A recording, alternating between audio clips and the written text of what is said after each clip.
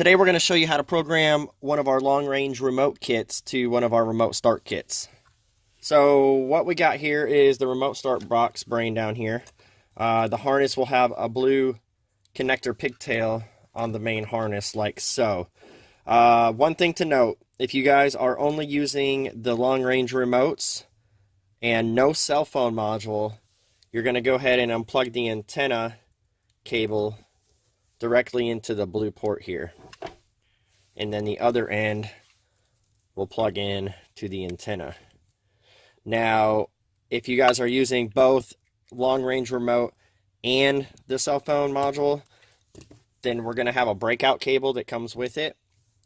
You guys will basically plug the single end into the blue port, and now we have two ports here.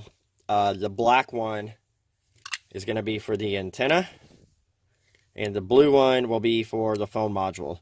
So I'm just going to go ahead and leave this in here for the time being for demonstration purposes. So we're going to go ahead and hook the antenna to the black one. Again, the blue one is for the phone module. So this is all there is to it as far as hooking up. To sync it up is super easy. We have two remotes here that we're going to program to the box here. So what we're going to do is the little 4-pin port, you're going to unplug it. You're going to push and hold the button, and you're going to plug it in. These lights are going to start to cycle, and they will continue to cycle until you let go of the button. But we need to let go of the button when the two outside lights, like this, are red and blue. It'll continue to cycle. Once it hits red and blue, release the button, push it again, hold it until those lights come back on, like so. And now what you're going to do is take the key, stick it in the ignition, turn the ignition on, and you will notice that, let me get that over here, the light on this antenna will begin to blink blue. So keys in, turn ignition on, we got a blinky light. Take one of the remotes, you're going to hit the bottom button, and then tap the top button. You'll see that pause, and then continue flashing. So we got one remote done.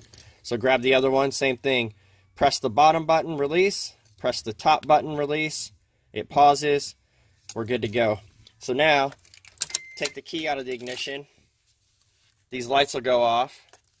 Now grab one of the remotes, and then when you hit the lock button, your doors will lock. Hit the unlock button, the doors will unlock.